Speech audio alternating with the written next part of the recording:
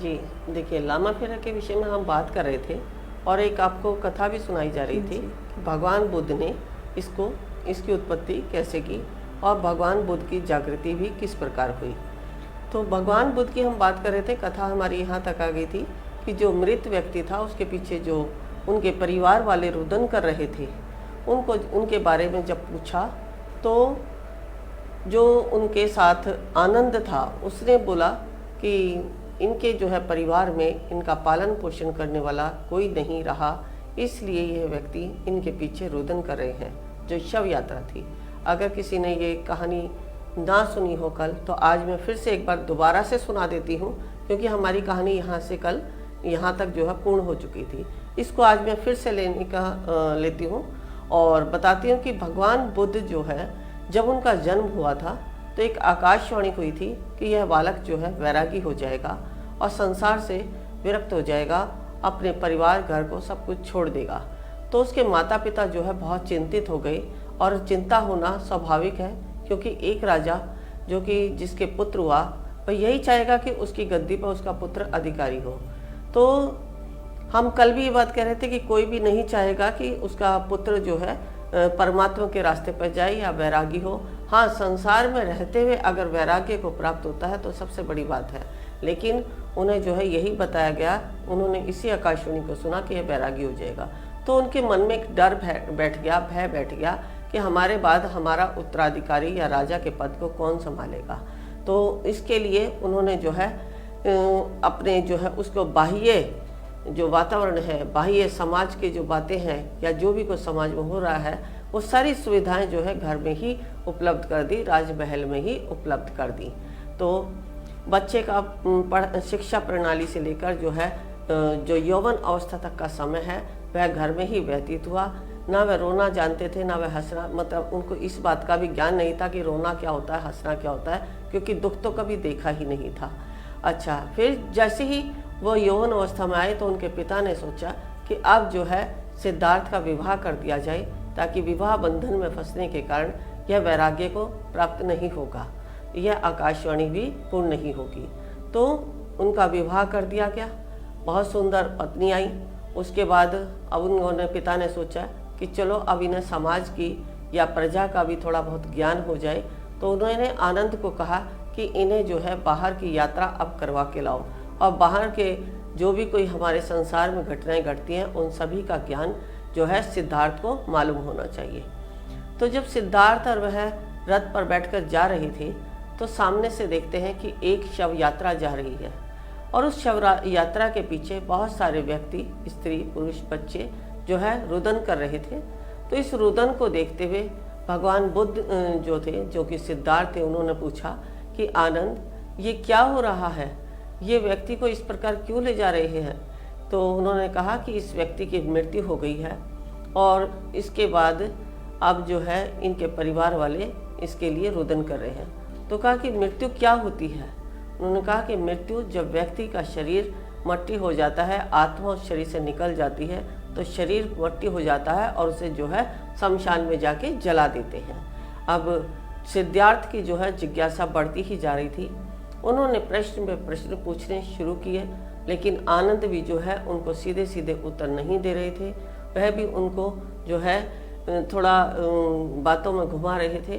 तो उन्होंने फिर कहा कि ये व्यक्ति रुदन क्यों कर रहे हैं। उन्होंने कहा, सिद्धार्थ, ये जो व्यक्ति मर गया है, जिसकी मृत्यु हो गई है, ये इसके कारण इनके घर का, परिवार का जो है पालन पोषण होता था। इनके घर में जो खाने को अनाज है, पहनने को वस्त्र है, जो भी कोई धनराशि है इस व्यक्ति के द्वारा अर्जित होती थी। अब इनके पास कमाने वाला कोई नहीं रहा, तो उसके लिए ये इस व्यक्ति के लिए रो रहे हैं। तो उन्होंने कहा सिद्धार्थ ने कि जाओ तो अपने राजकोष से जो है इनके यहाँ धन की व्यवस्था कर दो, और ये नहीं रोएंगे। तो उन्होंने जो है राजकोष से धन की व्यवस्था भी कर दी, लेकिन उनके परिवार का रुदन बंद नहीं हो रहा था, और इस सब के पीछे जो है सिद्धार्थ स्वयं साथ जाते थे देखने के लिए। तो उन्होंने कहा कि ये अब भी बंद नहीं कर रहे हैं, तो क्या किया जाए। तो उसने कहा कि इनको तो बस उसी व्यक्ति की है, इनके परिवार से एक व्यक्ति कम हो गया है, तो उसके लिए यह रो रहे हैं। मतलब आनंद ने जो है तरह तरह से समझाया, कभी धन के विषय में बता के, कभी परिवार के विषय में बता के, तो उन्होंने कहा कि ठीक है, तो ये इस व्यक्ति को वापस ले आओ। उन्होंने कहा कैसे आएगा? तो बोले, आनंद ने कहा कि अब तो भगवान ही ला सकते हैं। अब जो है सिद्धार्थ ने ये बात पकड़ दी कि भगवान कैसे ला सकते हैं, और भगवान कौन होता है? तो उन्होंने कहा कि भगवान जो है सबसे बड़ी सत्ता है जिससे कि आप और हमारा जीवन जो है चलता है। उन्होंने कहा ठीक है, तो ये भगवान कहाँ मिलते हैं? अब आनंद ने भी जो है मजाक में जो है जैसे बच्चे को एक बहकाया जाता है ना, इस तरीके से कह दिया कि भगवान तो जो है ध्यान करने से प्राप्त होते हैं। हमने कल चर्चा की थी ध्यान की भी, कि ध्यान जो है जैसे भगवान बुद्ध ने जो है अपनी सारी इंद्रियां, मन इंद्रियां यानी सूक्ष्म शरीर, स्थूल शरीर और कारण शरीर तीनों को जो है चेतन, अवचेतन और जो है इस अंतर चेतन में जो है परिवर्तित किया, यानी उन चेतनाओं को भी जागृत किया जो कि हमारे एनर्जी के द्वारा लोगों को स्पर्श के द्वारा, दृष्टि के द्वारा और वाणी के द्वारा जो है व्यक्ति के दुखों का निवारण करती हैं। तो अब ये बात जो है सिद्धार्थ ने पकड़ ली। तो ध्यान कैसे होता है? उसने कहा ध्यान जो है एकांत में बैठ के होता है। अब सिद्धार्थ ने कहा एकांत, उसने जो है एकांत शब्द को पकड़ लिया और वह घर में गई। घर में जाके अपने जो अपना शयन कक्ष था उसको बिल्कुल बंद कर लिया और अकेले एक स्थान पर ध्यान में बैठ गए। अब घर में जो है पिता भी हैं, माता भी है, पत्नी भी है, तो सभी आकर बार बार उनको कहते हैं, उनको डिस्टर्ब करते हैं कि भोजन कर लो, नहा लो, पानी पी लो, इस तरह की व्यवस्थाएं जैसा हमारे भी संसारी जीवन में जो होती है कि जब हमारा कोई बच्चा इस तरह से रूठ कर अपने कमरे में बैठ जाता है तो हम भी उसको इसी प्रकार से जो है बार बार डिस्टर्ब करते हैं कि बेटा खाना खा लो, बेटा सो जाओ, बेटा ऐसे करके। तो उसी प्रकार जो है उन राजा के यहाँ भी इसी प्रकार से सिद्धार्थ को जो है डिस्टर्बेंस हो रही थी उस ध्यान के लिए। अब जो है सिद्धार्थ परेशान हो गए। उन्होंने कहा ये लोग मुझे ऐसे ध्यान नहीं करने देंगे। तो रातों रात वह जो है घर को छोड़कर और गया जी, जो कि आपने सुना भी है, जो बौद्ध स्थान है, तो वहाँ पर जो है एक पीपल के वृक्ष के नीचे बुद्ध भगवान बैठ गए जाके, और उन्होंने इतना गहरा ध्यान लगाया जो हमारे यहाँ भी, हमारी फाउंडेशन में भी जो मुद्राएं कराई जाती हैं, जिनके द्वारा हम कहते हैं कि शारीरिक, मानसिक और भावनात्मक तीनों जो है रोगों का निवारण इन मुद्राओं के द्वारा हो जाता है। यह 108 प्रकार की मुद्राएं होती हैं। इन 108 प्रकार की मुद्राओं में 20 मुद्राएं जो हैं हमारी ध्यानस्थ अवस्था के लिए हैं और 21 से 30 तक की मुद्राएं कुंडलिनी जागरण के लिए हैं, और बाकी की मुद्राएं जो हैं जब आपका कुंडलिनी जागरण हो जाता है तो जो भी मंत्र आप जप रहे हैं उनकी सिद्धि की प्राप्ति के लिए होती है। या अलग अलग जैसे कोर्स होते हैं, तो जैसे इन्फिनिटी कॉन्शियसनेस हमारा हीलिंग कोर्स है, उसमें भी मुद्राओं का के विषय में बताया गया है कि कौन सी इन्फिनिटी के लिए कौन सी मुद्रा का हमें इस्तेमाल करना है, कौन सी अवस्था में हमें मुद्रा को लगा कर बैठना है, ये सब उसमें बताया गया है जो 108 में है। या फिर ध्यान के जो 21 प्रकार हैं उनमें भी इन मुद्राओं को बताया गया है। या अलग अलग जो है मंत्र हम देते हैं तत्वों के अनुसार हो, हमारे शरीर के पंच तत्वों के आधार पर हो, या किसी भी साधना सिद्धि के लिए हो, उनके लिए जिस मुद्रा में बैठाया जाता है वह भी इन्हीं 108 प्रकार की मुद्राएं में आती है। यह 108 प्रकार की जब हो जाती है मुद्रा तो अघोर शक्तियाँ भी हमें प्राप्त होती हैं। अब हमने अघोर के विषय में जब कल महिला का फोन आया था तो उन्होंने अघोर शब्द को पूछा था, तो इसी के चलते हमने जो है आज इन मुद्राओं को भी जोड़ दिया है कि 108 मुद्राओं को करने के बाद आप अघोर को भी प्राप्त कर लेते हैं। यानी आपके अंदर इतनी शक्तियां जागृत हो जाती हैं, दैविक, भौतिक और ऐहिक सारी ही शक्तियां हमारे शरीर में जागृत हो जाती हैं और हम समस्त सुखों का जो है फल भोगते हैं। कहते हैं ना कि परम आनंद क्या है, जब हम सुख की प्राप्ति को कर लेते हैं तो वही परम आनंद है। तो ये तो दैविक ऐहिक भौतिक सुख है, लेकिन जिन्होंने जो है उस परम आनंद को पा लिया उससे बढ़कर कोई सुख नहीं है। तो 108 प्रकार की मुद्राओं के द्वारा हम परम आनंद को भी प्राप्त कर सकते हैं, परम शक्तियों को प्राप्त कर सकते हैं। जीते जी हो हम जो है श्रेष्ठ बन सकते हैं, हम परमात्मा तुल्य बन सकते हैं। हमारे अंदर भी शिवोहम सच्चिदानंद की जो है जागृति हो सकती है, शिवत्व जाग सकता है, गुरुत्व जाग सकता है। ये सभी शक्तियाँ हमारी जागृत हो सकती हैं इन 108 प्रकार की मुद्राओं के द्वारा। तो भगवान बुद्ध ने यानी सिद्धार्थ ने जो है इन मुद्राओं के द्वारा बैठ गए पीपल के वृक्ष के नीचे। जब 21 दिन हुए तो ये कथा और भी लंबी है कि 21 दिन में जैसे जैसे उनका शरीर जो है उनके शरीर से निकलकर जो जाता था, सुबह जो देखते थे कि उनके चरणों के निशान है, एक दिन वे आँख खोलकर बैठ गए कि आज मैं देखूंगा कि ये चरण किसके हैं। उन्होंने देखा ये तो मेरा ही शरीर है जो यह चरणों के निशान होते हैं। तो जब इस ध्यानस्थ अवस्था में उनको जागृति हो गई तो ब्रह्मा विष्णु महेश जो है तीनों देवता प्रकट हो गए और उन्होंने कहा कि बताओ पुत्र तुम्हें क्या चाहिए। तो उसने कहा कि मैं ऐसा वरदान चाहता हूँ कि जिससे समस्त जो है समस्त जनों का कल्याण हो जाए, किसी के जीवन में किसी भी प्रकार का कोई दुख ना रहे। तो ब्रह्मा विष्णु महेश तीनों ने ही आशीर्वाद दे दिया कि तथास्तु, और परमात्मा तो वैसे भी सदैव तथास्तु ही कहते हैं।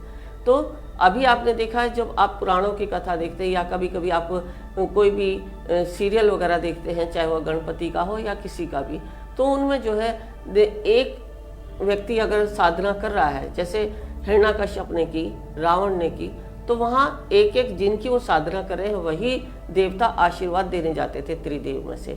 अगर नारायण की साधना कर रहे हैं तो नारायण आशीर्वाद देते थे, ब्रह्मा की साधना कर रहे हैं तो ब्रह्मा आशीर्वाद देते थे, अगर कोई शिव की कर रहा है तो शिव आशीर्वाद देते थे, माता का आह्वान कर रहे हैं तो माता आशीर्वाद देती थी।